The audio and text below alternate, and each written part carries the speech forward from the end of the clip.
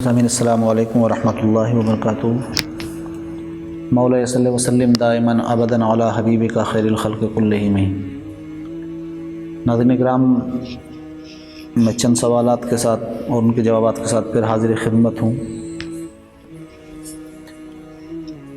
سوال نمبر 1، جو آج کل ہماری عوام میں غلطیاں ہوتی ہیں، اس غلطیاں کے اصلاح ضروری ہے، جس کو لوگ جانتے نہیں اور اس میں اپنے قربانی کو خراب کرتے ہیں۔ سب سے پہلا سوال یہ کہ اگر کسی غیر مسلم نے مل کر جانور ذبح کیا تو وہ ذبح جانور حلال ہے کہ حرام ہے؟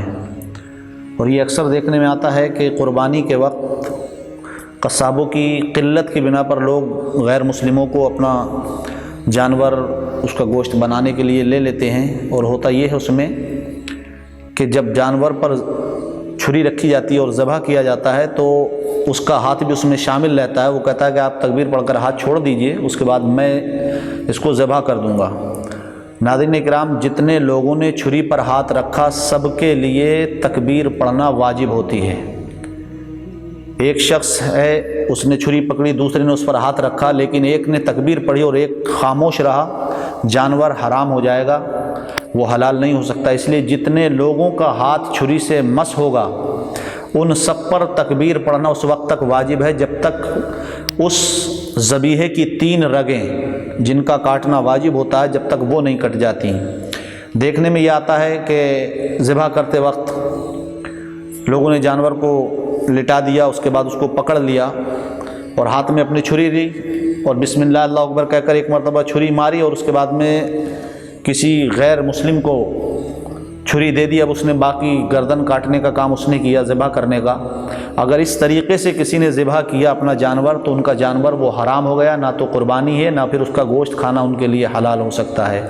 اس لیے اس چیز کو خاص طور سے ہمیں نظر میں رکھنا ہوگا کہ یا تو ہم اپنے ہاتھ سے ذبح کریں، اس وقت تک اس پر تکبیر پڑھتے رہیں ہم جب تک اس کی وہ 3 رگیں جس کا حکم شریعت مطہرہ نے دیا کہ اس کی 3 رگیں کم سے کم کٹنا ضروری ہے، جس کے ذریعے وہ بہنے والا خون اس کا بہتا ہے۔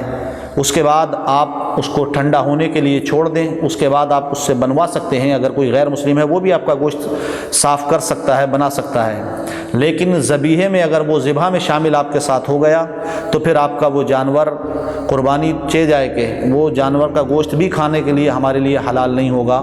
اس لیے ہمیں چاہیے کہ ہم جب ذبح کریں تو اپنے ہاتھ سے ہی کریں، یا پھر اگر ہم نہیں کر سکتے ہیں تو ہمارے گھر سے کوئی ایسا شخص ہو جو تکبیر پڑھنا جانتا ہے، تکبیر صحیح سے پڑھ سکتا ہے۔ بہرحال یا 2 شخص بھی اگر اس میں داخل ہو رہے ہیں، چھری پکڑ رہے ہیں، تو وہ دونوں مسلمان ہونا چاہیے اور دونوں کو تکبیر پڑھنا چاہیے۔ جب تک اس کی گردن پر چھری چل رہی ہے تب تک ہمیں بسم اللہ اللہ اکبر پڑھنا ضروری ہے۔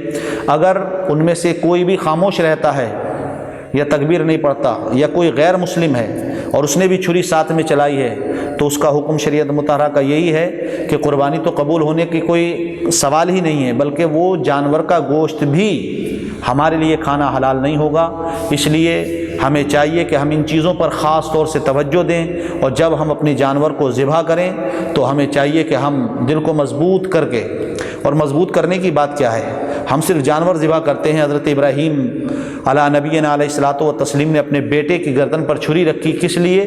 تاکہ اللہ تبارک و تعالیٰ کے فرمان پر عمل ہو جائے اور اس کی بارگاہ میں ہماری قربانی مقبول ہو جائے۔